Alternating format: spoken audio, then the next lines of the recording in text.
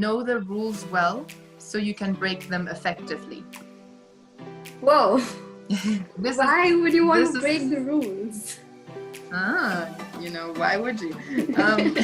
This is actually a quote by His Holiness the Dalai Lama.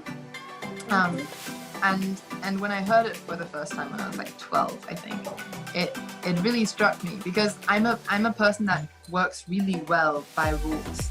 But that also can be confining. That also can limit me. So what I realized when I read this quote was like, rules are there to be broken, actually. Because rules are anyway human-made, and it doesn't make sense for them to be the same all the time, first of all. Second of all, for different people, obviously different rules apply because everybody has a different perspective. Yeah. Nobody's ever going to see the same thing the same way. So it doesn't make sense to have only stagnant rules that are always going to be the same. I still go by it because I want to be able to break my own rules more. That's the thing about habit, right? Habit also is something like a rule. And when it becomes unconscious, just doing it for the sake of doing it, that kind of rule should be broken. Why glorify the finishing line when you can cherish your halfway mark? Hi everyone, Namaste. I'm in conversation with Liana Hu today, whom I saw for the first time on the Baatein Karo video, which has had 1.6 crore views and still counting. But little did I know that she has had tremendous experiences and insights on the practice of yoga and meditation from a very early age. She started teaching yoga at the age of 18 in Shanghai, and well, I'm so excited to have her on this channel right now because this conversation is just not going to be a conversation, it's going to be a soulful conversation, and you'll understand why when you get to the end of it. Thank you so much, and please continue to watch this. So my first question, it's going to be really broad because, see, you've been into yoga, you've been into modeling, you've also been into theater and now in geopolitics as well. So what do people know you for? And how do you identify yourself? Like you said, I wear many different hats. I have many different identities like that.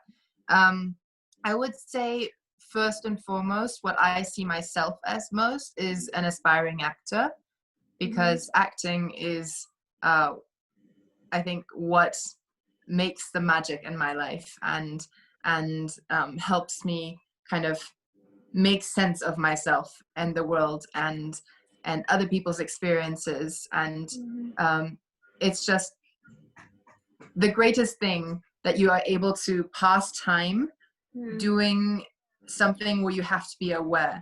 So actually meditation and acting for me are kind of intertwined. So I see myself as an aspiring actor first, and I also see myself as a yoga teacher because I've been teaching since I was 18. I finished my training. I started my training when I was 14. I finished it when I was 18, and I went to Shanghai to teach. And so, yeah, and I still teach yoga. In between, there's some spaces where I didn't teach because I was going to school. I was, studying theater in London. And so there's times where I haven't been teaching, but I always see it as an integral part of my identity. Even when hopefully eventually I can completely spend my time acting, I also want to keep teaching, as much as I can, at least regularly, a few times a year or more, to be able to upkeep this kind of identity of mine, because I think it's a way to giving back to community, back to other people. Because it was given to me as a gift, this tool, this method, and I think it's helped me a lot. So I want to continue to share this with others, no matter what I'm doing. If my profession is one thing, then I will still also be a yoga teacher. That's how I envision myself. So 2 questions. Tell me about the intertwining of your acting as well as your meditation. And the second one is that tell me about that magic that you feel when you're acting. Getting right to the juice of it. Yeah. Yeah, I think so for me, because I've been meditating and doing yoga since I was 14. Really, since I was 14, a lot of my time was spent just getting acquainted with the state of meditating. And I think there's a big myth about meditating that you just like sit there and maybe look like this. By the way, I look like this right now because I just finished my practice this morning, and I was thinking, we might talk about meditation, so why not just stay like I look. And I would like to know that. about the turban as well, further into our conversation. I'll talk about it. Yeah. So I think for me, meditating means just getting used to the state of awareness. Mm-hmm. So this can be a new state of being. Like, maybe we're used to just, cooking or doing something and thinking about something else at the same time. Mm-hmm. Or even if we are completely concentrating on our work, we are completely immersed in the work to the point that we forget our body or where we are or, what's happening. And so for me, meditation just means to be able to sustain a continuous awareness of everything, of how I am right now, right here, doing something, seeing myself, but also completely being immersed in it at the same time. Like I'm completely focusing on what I'm cooking, probably, looking forward to maybe what it will taste like, or just feeling what is happening and feeling my body here right now. And that means that my mind is also completely here. It's not somewhere else. When I'm thinking about a plan, about a future or something, I try to be aware that I'm thinking about that. I'm not like cooking and being like, oh, I had to do this and this and this later on. So I'm doing one thing, but I'm thinking about something else. Yeah. I guess on a very elementary level, that's what meditation has meant for me, to get used to the awareness of just being. And many actors will tell you this. Actually, to me, acting also is just being, right then, right there in that moment, living. So in that way, it's very, very similar to me. And this revelation came to me just the first time I even encountered acting. Like, yeah, so you said, I was learning geopolitics and things like that. I actually went to the US to study geopolitics in a school, and there I took this elective class. So in the US, I think it's a good system because it's a liberal arts program, so you can take many different areas and kind of curate your own curriculum like that. So I was very lucky in coming across an intro to acting class. I was just like, I guess I'll, theater. I've always liked theater because my mom has always taken me to plays, but I've never really engaged in it very much until university. So then I took this acting course one semester, and it was amazing because I was like, wow, people can just, do what I do when I meditate, but do it while sharing this experience with others. Sharing the experience of being right there, right then, immersed in that story, in that life with others. In terms of the magic of acting, I mean, I'm sure you must have some kind of experience of this. I don't know. I think it's that very same thing. The first time I experienced something that got me completely hooked was in this class that I was talking about, in my very first acting class. I was doing a monologue, 90 seconds, and I did this one monologue by a contemporary writer, and she wrote about a woman in the Victorian age in England, and that woman was a badass. She was a spy. I don't know how it happened, but I was able to completely let go and just live in that moment. Like my movements were not intentional, they just happened. And my whatever I was speaking, I didn't really think about it. Like there was no need to think about the line or continue to imagine the circumstances. It was all just there, to the point that after these 90 seconds happened, I didn't remember what happened. Like that's like a high I kind that of like, you get. Yeah, I guess, yes. But in that moment, it was different because it was the interesting part is that the position is different. Like the character is there and you are not. So where is this you gone? You know? That to me was so fascinating. It was like, Yeah. I could just swap into another being and live as that being. And that to me was like, yeah, if I just do this all the time, I could do this forever, you know. And actually getting that back is really, really hard, because when I started being in productions on stage, actually getting this feeling is really, really difficult. Like to be able to completely let go, I think 100%, and just live it, was really, really difficult. Is still very difficult to be in the moment completely. But a few times I was very lucky to have had these experiences. And so I think the craft is to be able to monitor the process of how you get there, and then do that again, being able to, you know, live when you want to, like, you know, finding how to do it and then do it. I still haven't figured it out. I I think that think I've comes just with luckily experienced practice. a few. That comes with practice. The more you practice that particular craft, or even for meditation, for that matter, the more you practice it, the more better you get at it. So, well, so like you shared your first aha moment in the field of acting. What was that aha moment for you when you started your spiritual journey in yoga? So like you said, you were gifted. But when was that moment when you realized that, yeah, I am gifted? So actually, I don't think it works like that for me necessarily, because I consider myself fortunate that I've been able to be exposed to lots of different spirituality and mind training since a very early age. So my mother is actually a Buddhist. We are Buddhist. I am a Buddhist. Okay. And so, you know, since I was 7, she started learning Buddhist philosophy. And when I was old enough to read like 10, you know, more complicated books, we would read books together and study Buddhist philosophy together. And also I went to a Catholic school before that. And then I got to know this religion called Baha'i, which is a Persian religion, like from Iran. And, you know, studied their philosophy and got close to their community to see how they view the world. And it's a lot of like about unity and compassion and love and family values and things like that. So I learned with them for some time during my middle school time.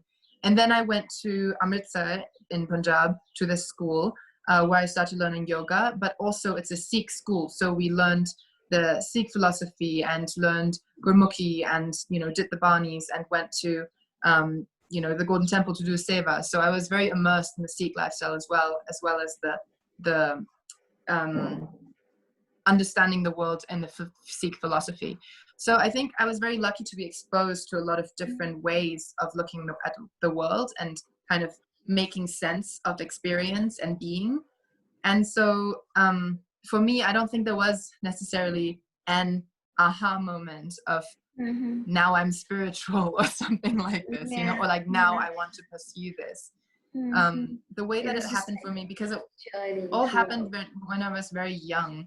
So it kind of all just happened naturally. And when I started practicing yoga, actually I was kind of bored, you know, like when you're 14, you don't really care for sitting there for such a long time and just meditating, or like, you know, like, I need to do this bow pose for 3 minutes. How can they make me do this?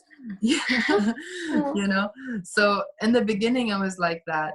But then slowly I kind of, in yoga, at least in yogic practice, it was like, okay, they're going to make me be here for an hour and a half and do yoga. So I can spend my time just kind of like faking it or just kind of doing it. But I can also spend my time trying really hard and like completely immersing myself. And then when I started doing that, I realized, there's another way of being. There's another way of looking at life and yourself that isn't just taking things at face value. And yeah, I don't want to call it things like deeper living or whatever, because I don't know, it just sounds so like whatever, spiritual. You know, it's just very kind of grounded, very normal, just being. And I think, yeah, that came slowly as I practiced more. I think my aha moment in yoga also came when I started teaching in Shanghai. I was very young. I was like 18, you know. I had just trained in the school, and I went to Shanghai and I started building my own studio. So I started having, you know, multiple classes and students that came and learned with me regularly. So, and then these students, you know, they would start having questions, not just about what we are doing or the practices that we're doing, but also what it made them think of life. Like, you know, how they reevaluate, how they look at themselves or their relationships or something like that. And they would come and talk to me about this and, you know, ask me, I guess, for, you know, how I would look at that. And so for me, I think that was another aha moment that, oh, this actually can help people, you know, this practice that I was able to learn at a young age because my mother had the farsightedness to send me to the school, and because the school was able to keep me there and train me, can actually help people. So that way I just felt like, oh, okay, this should always be one of my identities. I should always aspire to be able to share this with people. So yeah, I would say that that's two, maybe, so to speak, aha moments, but I don't know. Yeah, So still on the beautiful. way. That's so beautiful and that's so interesting. You know, because I recently, very recently, I would say like 2 weeks ago, I started reading this book, The Heartfulness Way. So it's basically meditation based on heart chakra. And then you focus on that light that emits from your heart. And then you focus on that light being transmitted to your entire body, your brain, your mind, your throat, your shoulders, fingers, everywhere. And then it also speaks about yogic transmission, which I'm yet to understand fully, because it says that the yogic transmission is basically when you're like basically when you become one with the divine source during your meditation. So again, whatever I'm reading, it's very theoretical right now because I haven't experienced it. So people think practicing is to just focus on that one thing, achieve mindfulness and da da da. It's like very synonymous. Mindfulness and meditation are very synonymously used, but they're not. So how do you differentiate the mindfulness versus meditation? Well, mindfulness, I think, is a product of meditation. Meditation is the technique, and there's so many different techniques, right? Like you said, the meditation technique that you are learning based on the heart chakra, to Vipassana, which many people have experienced, you know, 10-day Vipassana courses of like labeling things and being very present with every single thing that they do. You know, just now this morning, what I was doing is a kriya called Kirtan Kriya. It's basically chanting, and you have to chant in different tones and do different visualizations and different breath work while you're doing this. These are all techniques. So I think when people talk about meditation, they talk about meditation techniques, basically. But mindfulness, I think, like I was saying, the awareness, like I was saying in the beginning, is, or like you were mentioning, merging your consciousness with the greater consciousness. That to me is awareness, you know, being able to live not in a defined or confined way, but in an expansive way, that while you are aware that it is happening and watching it happening. And I think mindfulness is something in between that. It's like when you practice enough meditation, you are able to watch your mind do things. It's very technical. It's like, so the awareness and mind to me are different things, right? Mind is still a product. It's like our body or our, it's just a function of us, what we think is us. But the awareness is all of this, but beyond it, expansively beyond this, infinite. Like transcending your own self as a whole. Yeah, this is a finite thing, and then awareness is like an infinite thing. And so I think mindfulness is just a tool also that is still in this finite realm. I'm still on the way. I'm still Right. practicing, so Right. I don't think I'm in a position to be able to completely guide somebody else to find what this means for themselves. But also because I think the number one thing that being in school had taught me was to use your experience as a guide. So somebody else tells you, you know, you do this meditation and you achieve this thing. That is not true unless you experience it. That's so You can true. be doing it, and if you don't experience it, then it's just some words that somebody else said. Yeah. Right. So I think for everybody, I mean, that is the number one thing that I took away from myself, and what I try to encourage when I, you know, interact with people, just is to always use the experience as the guide.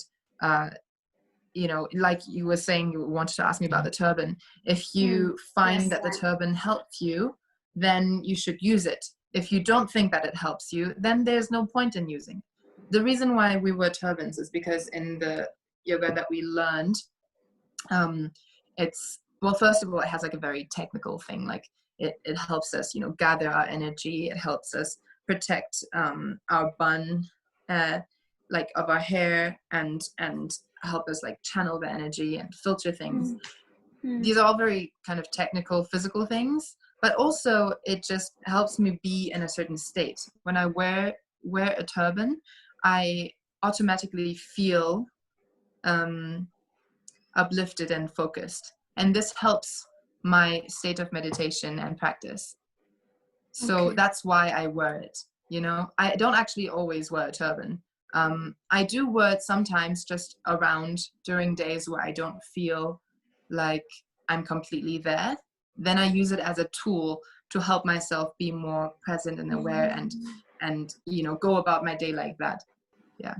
What makes you go back to practicing meditation every day?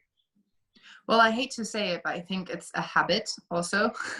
I don't like to promote things being done out of habit or tradition. But, you know, frankly, I've been practicing. Because I think you always have to evaluate what a habit serves. You know, even if it's a supposedly good habit, it's still something that you might be doing unconsciously or unmindfully, unawarely. You know, it still might be something that you just do for the sake of doing it.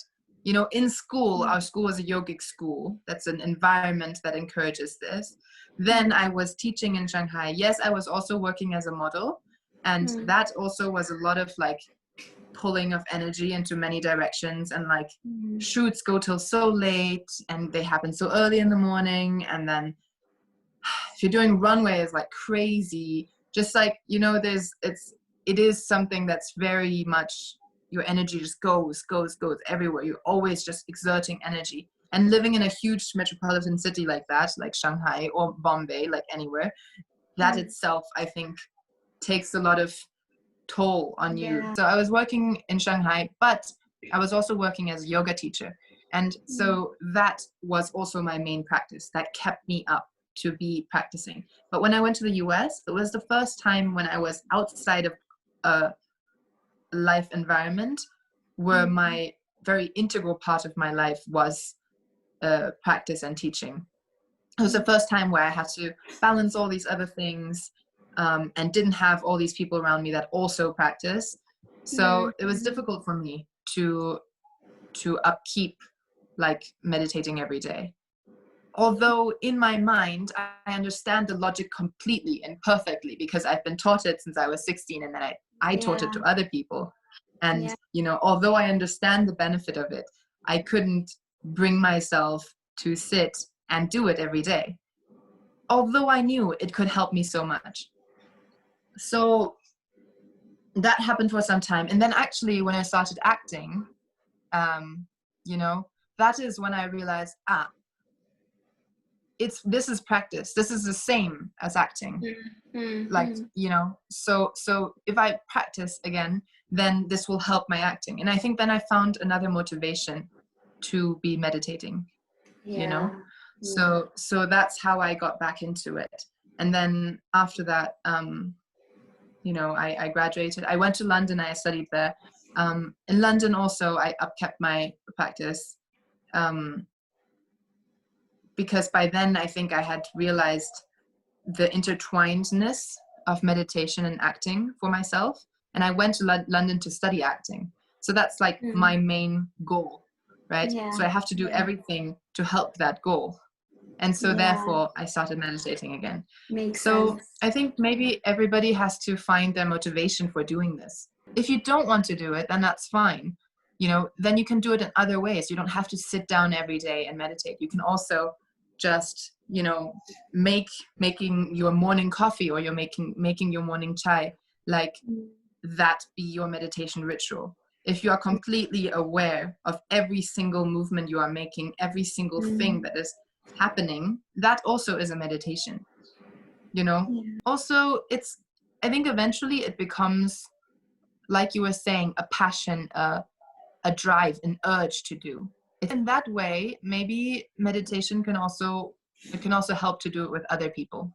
I think community really helps. Anyway, for me it does. Some other people are like, they do their thing by themselves best. Like my mom is like this. If you want to meditate but you find it difficult, maybe finding a community to do it together. That makes sense, because even for me, I used to go for like the cult workout sessions that you have, because you have a lot of people doing it with you. And then the vibration also has a lot of impact. So like when everyone's doing and feeling the same thing, that entire room has a particular vibration and an aura. So that also helps you somewhere in motivating you to further focus. Yeah. Yeah. And you know, when you said that focusing on every movement, as simple as you pouring a glass of water for yourself, so feeling the water pouring into your cup and then picking it up and drinking it. So this reminded me of this Japanese concept called Zenchin. Have you heard of that? Yeah. Yes. So it's exactly what really struck me when you told me about that, because it's all about the way you approach your goal and not about just reaching the goal, right? So like you have to be very aware of every movement, every breath. So I think everything is in life, if you become more mindful of every movement along the way to a particular goal or behavior, I think that in itself becomes meditative. Right. Yes. Absolutely. What's your favorite quote, if you have any? One quote that's always stuck with you. I have a lot of favorite quotes. I mean, I love poetry. So that's something.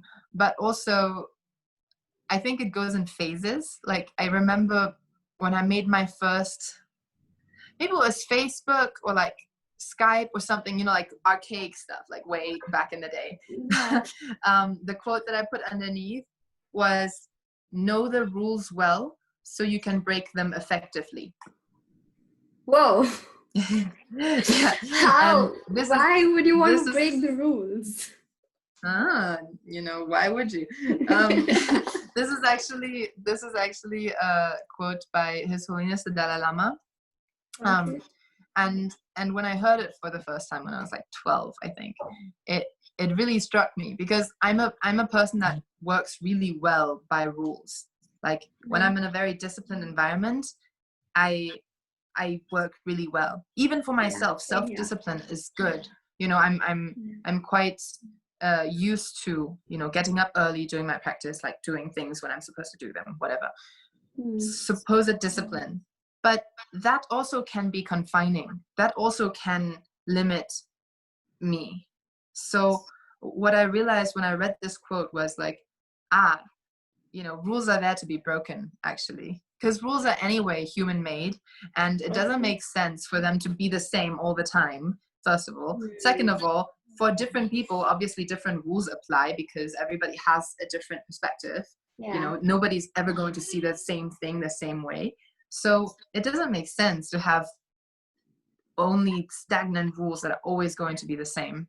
So yeah, I don't know. When I read this quote, it really struck me, and I loved it. And I still go by it, because I want to be able to break my own rules more. That's the thing about habit, right? Habit also is something like a rule. And when it becomes unconscious, just doing it for the sake of doing it, that kind of rule should be broken. It shouldn't be, what confines you to One really unconsciously living. important thing that you mentioned right now is that you want to be able to break your own rules. So that's when you're breaking your own rules, you're not being rigid, and you're doing it for yourself, because in the end you know that you want to grow further. So I think that's what you're trying to convey, right? Like, you should be able to break your own rules for your own growth, so that you're not rigid and stuck in one point. Also, why I chose acting is because I knew acting intrinsically makes you have to break your own rules. You have to break your own way of thinking to understand the way the character thinks. You have to break your view of how your life is, because you understand how the character's life is. You have to break all of those rules that you live in to be able to act properly and to be in those circumstances. So that's why I also chose this path, because I knew it was going to help me with what I really have to work on, which is breaking my own rules. So how you connected the two, it's insane. Wow. Okay, so my last question, since we're running out of time, it's, what is your current MidVibe? So I explained the question to you because it's related to what my channel is all about. So, like, what's your current state of being? What's your current state, or what's your current aura at this point of your journey? Be it as an aspiring actor, or as a yoga practitioner, or as a being in general, as a whole. What's your MidVibe like?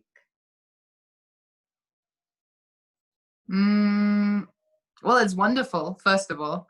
I think it's always amazing. Just, I don't know, even when it's supposedly not amazing, even if it's like you got rejected from this audition again, or you never heard back from someone, and you're like realizing, oh, I didn't get this part, or, you have to deal with COVID and the whole industry is shut down, and you thought, oh, I had all these plans for this year, you're going to get this many credits and do all of this, and that didn't work out.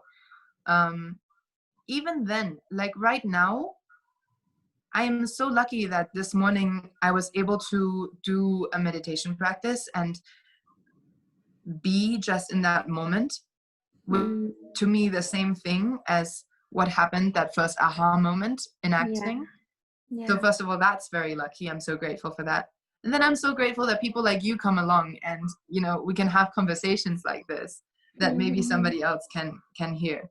And so just these little things are already, accomplishments. They're already just like things coming together and happen in this wonderful way. And that already, like, if you just appreciate that itself, that's already amazing. And so in that way, I guess, I don't know, maybe we'll always be in the MidVibe, like it's never ending. For me, I'm still so early in my acting process that now I'm thinking about where should I go to continue, when is industry going to open up again, like what will be my next steps, and trying to get another role to be able to live that other character again in front of other people.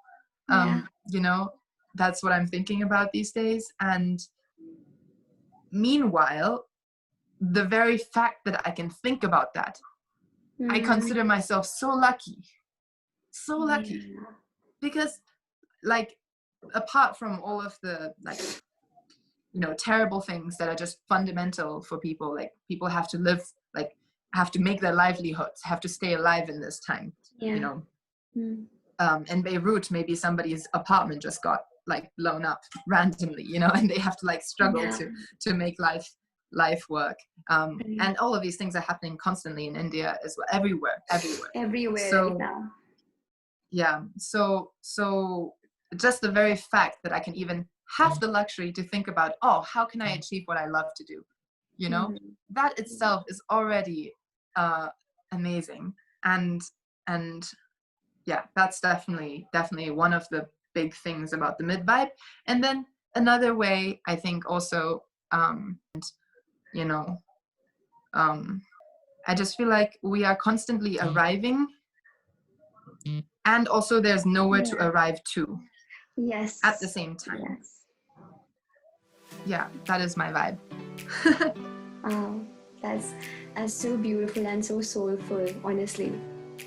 Like, it makes you like stop for a moment and really think about what you just said, that you always arriving, but also there's no one place to arrive at the same time. Wow. Thank you, Liana. Seriously, Thank you. Really grateful to you that you gave me your time. Of course, yeah, thank you so much. And thank you for doing this for all of the people that will see this. You are inspiring so many people in the process, and you're inspiring me. Like, you know, I get to think about these things consciously because you asked me. Yeah. So. I hope you gathered some key takeaways from this conversation. If you did, don't forget to hit the subscribe button, give us a review, keep going, embrace your vibe. Until next time, thank you, take care.